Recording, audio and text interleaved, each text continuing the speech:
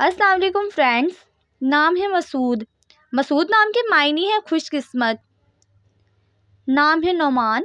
नोमान नाम की मायने है मुशीर। नाम है शयान।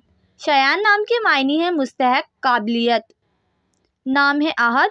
आहद नाम के मायने है एक मुनफरिद। नाम है यज़दान। यज़दान नाम के मायने है रहम करने वाला, मेहरबान। नाम है अशमाल।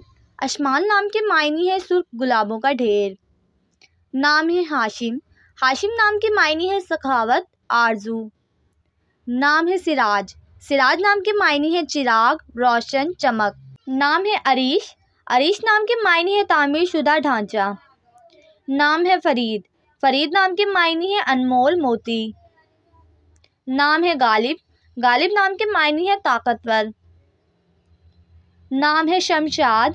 शमशाद नाम के मायने है एक दरख्त। नाम है सहबान। सहबान नाम के मायने है खींचने वाला।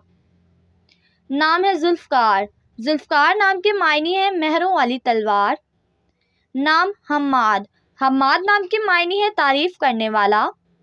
नाम तशरीक। तशरीक नाम के मायने है चमकना, रोशन। नाम है अजीज़। अजीज़ नाम के मायने है महबूब, काबिल तारीफ। नाम है सोरान। सोरान नाम के मायने है खून की गर्दिश। नाम है हाशिर। हाशिर नाम के मायने है जमा करने वाला। नाम है कासिम। कासिम नाम के मायने है तकसीम करने वाला।